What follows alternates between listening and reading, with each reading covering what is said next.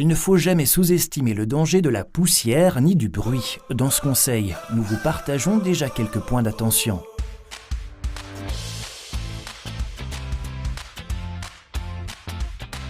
Beaucoup de poussière et particules peuvent se dégager durant les travaux.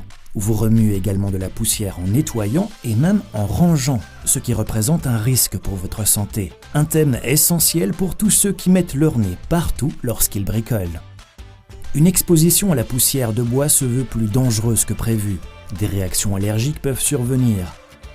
Et bien que cela dépende de la durée d'exposition et de la concentration en poussière, vous devez vous protéger les voies respiratoires. Par exemple, la poussière de bois dur peut provoquer des cancers des sinus ou des cavités nasales.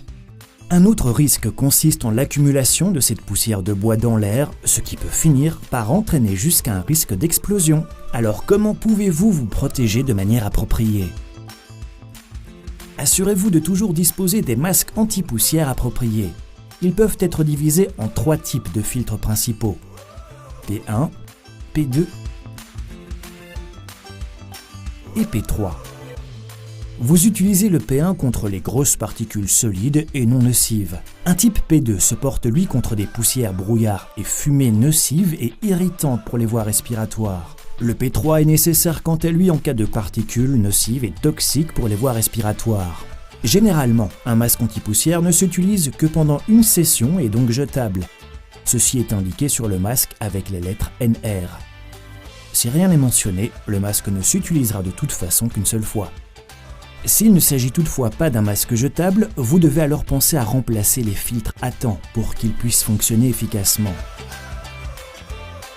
Un demi-masque ou un masque complet s'adapte entièrement pour vous protéger au mieux. Dans la mesure du possible, combinez le port du masque anti-poussière avec une évacuation prévue sur la machine concernée. Un aspirateur de bâtiment sera donc certainement une bonne option. Assurez-vous que l'adaptateur soit correctement raccordé et que l'extraction de poussière fonctionne correctement. Un autre point d'attention concerne le nettoyage de vos machines et de votre lieu de travail. Il n'est par exemple pas très judicieux de vouloir nettoyer un environnement poussiéreux avec de l'air comprimé. En effet, la poussière ne se répandrait que davantage. Rappelez-vous également à temps d'entretenir l'aspirateur du bâtiment. À savoir, nettoyer les filtres, vérifier que rien dans le tuyau de l'aspirateur ne le bloque et ainsi de suite. Essayez déjà d'ôter autant de poussière que possible tout en effectuant vos travaux. Et si vous frottez plutôt à la brosse, alors faites-le délicatement pour ne pas soulever toutes les particules. Humidifier cette poussière pourrait vous aider. Travaillez également intelligemment en évitant de produire trop de poussière au départ. Ventilez suffisamment votre studio ou votre espace de travail, utilisez également votre matériel correctement.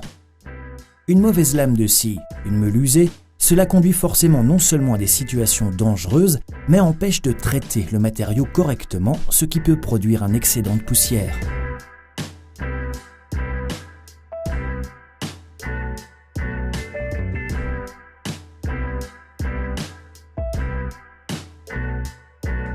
Vous devez également composer avec les décibels lorsque vous effectuez des travaux. Et cette exposition au bruit constitue non seulement un risque pour votre audition, mais peut également causer d'autres problèmes en cas de longues sessions intenses, comme une perte de concentration, du stress ou encore l'augmentation de la pression artérielle.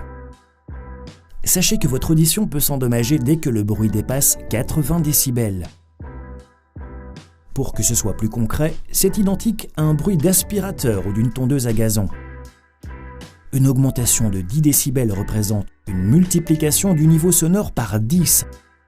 Alors ne sous-estimez jamais le bruit. Quelles sont vos options pour vous protéger ?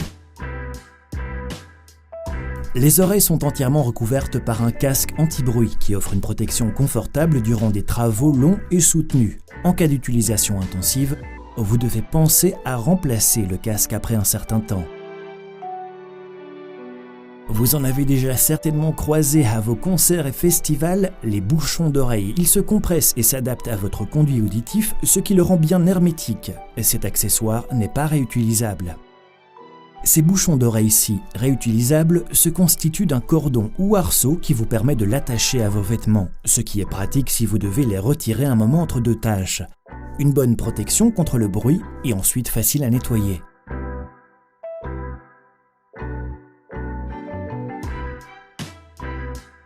ou encore les autoplastiques qui sont des bouchons d'oreille réalisés sur mesure, adaptés à votre audition et contiennent un filtre adapté au bruit de l'environnement dans lequel vous travaillez. Bref, utilisez toujours votre bon sens lorsqu'il s'agit de poussière et de bruit.